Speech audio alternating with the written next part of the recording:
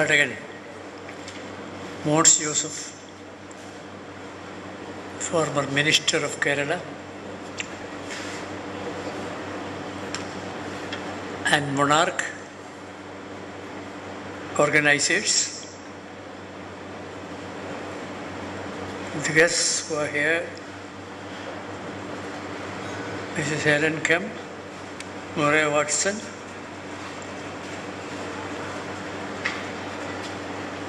the students, parents, and friends. Since Mons Joseph has given his speech in Malayalam, I thought I will speak few words in English. I want to convey to you two ideas. One, whoever is intending to go abroad, we are always facing problem with the communication, that is language communication. When I visited a European university, Leiden, to talk to the students and teachers, I asked them, what are the language you know here? What is your language of instruction? They told me it's a small state, Holland. We have Dutch is our official local language. We teach in Dutch. We teach English. We teach French, and we teach German. Because we are essentially engaged in the manufacturing industry, in shipbuilding, and many other enterprises. The market for our products, all the products, our country do not have much market. It has to be sold outside. If you go to Africa, countries that are colonized by the French, the people speak French. The countries that are occupied by Germans, the people speak German. Majority of the countries in the world speak English. And French is a major area. So German, French, English, and our language of Dutch. These are the languages which we are emphasizing in the university. Only one subject we teach. They must be proficient in one subject. That we teach. They must be capable of understanding and doing things in one language which is familiar to them. Well, I was fascinated by this. Because India is a country of several languages. Even in the constitution, when they wanted to introduce a national language, it was a very difficult task in the Constituent Assembly. I was actively associated as a listener to the proceedings of the Constituent Assembly in 1946 and 47, 48, 49, before India accepts nationhood, 1950. I could see we have several languages in India. Even in the Constitution, we have accepted now 18 languages are national languages of India, starting from Hindi, Bengali, Telugu, Gujarati, Malayalam, any language you want, major languages. You can speak in Indian Parliament in any of the languages. There is facility for simultaneous translation. Simultaneous translation.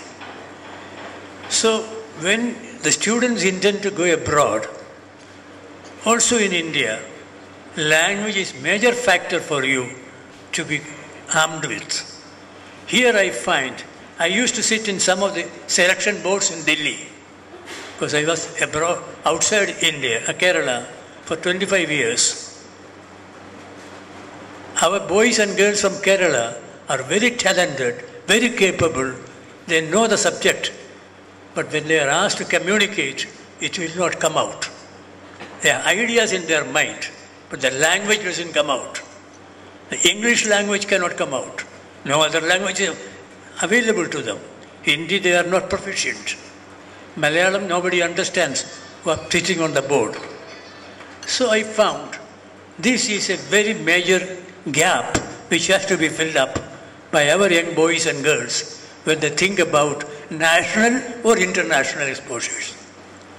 Now we're coming back to the national theme. Before going to the international theme, I want to say something about the nation. The nation is developing. Not the nation which I saw in 1947. The nation has progressed, tremendously progressed. Because of that, you get any goods produced anywhere in the world is also produced in India. So our export is also growing. The nation is becoming richer and richer. Though problems are there, problems of poverty still there, problems of unemployment still there, but step by step, these things are overcome. Other countries which were once superfluous with all the wealth and capability and expertise, technology, they are also coming down now. Unemployment rate in Germany is growing. In France, it is growing. England, it is growing. America, a massive retrenchment is going on. Probably except for the nurses now, many others are finding their jobs losing because local people are capable and they are also coming up. So like that, when you think of choosing a country, you must look whether there are opportunities of work and study in that area. If you are going to New Zealand, there are opportunities because population is less and the local people number is less. So the area will not disappoint you. Australia, you will not be disappointed because vast areas are there, a lot of work has to be done. What do students do during the holidays? Apple plucking is there, apple is in plenty. You go for summer holidays, make money out of plucking apples or collecting some other fruits. So like that, work and study abroad is also possible. Don't think you are going to have a work in the secretariat sitting under the fan and doing intellectual work only. To a certain extent, the computer and the net will help you. But beyond that, manual labor is also important when you go abroad to study. I studied in the University of Chicago several years back, decades ago. Then a friend of mine from Thiruvananthapuram, he wanted to make money while studying. His job, go to the goods train station, they bring cattle from outside, cattle will come out, he collect the cattle and guide them to the cattle pound. But he gets the money. മലയാളത്തിൽ പറഞ്ഞാൽ പശുവിനെയും കാളയെ അടിച്ച് ഒരു കൂട്ടിനകത്ത് കയറ്റി ഒരു കോമ്പൗണ്ടിൽ കൊണ്ട് കയറ്റി വെക്കുക. അങ്ങനെ കേൾക്കുമ്പം അതിന് നമ്മുടെ സ്റ്റുഡൻറ്റിന് പൈസ കിട്ടും. ആ പണം കൊണ്ട് അയാൾ പിന്നെയും പഠിക്കും. I have seen this. അങ്ങനെ ഓരോ ജോലി people do there work by their manual labor also. Otherwise you cannot think of going abroad and surviving only by office work, office knowledge. The nurses' work also is different from the nurses here. Here you have got the ayahs, the class for people. I say this because I had the opportunity of studying in many colleges, many universities, many subjects, because I was not a good student. During the freedom struggle, I was sent out from one college to another. Not that I wanted to study. Some agitation you have to push out and then you go to another place. So like that, I was compelled to study in many places because I was not a very good student. But at the same time, I had an urge of knowledge. I wanted to know more about things happening around. India, as some of you know, when you have your first universities, we had 3 universities in 1857, set up in Madras, Calcutta and Bombay. 3 universities. And the first, I remember reading somewhere, we had 600 students appearing in the intermediate examination. And then first graduation, 9 people passed, became BAs in India first. Total India, 9 people. Out of which 9, one was Bankim Chandra Chatterjee, who wrote the Vande Mataram. He was one student who passed out. Like that, number were less. Today the number is more. Knowledge Commission appointed recently by our government in India, Manmohan Singh. The Knowledge Commission was set up.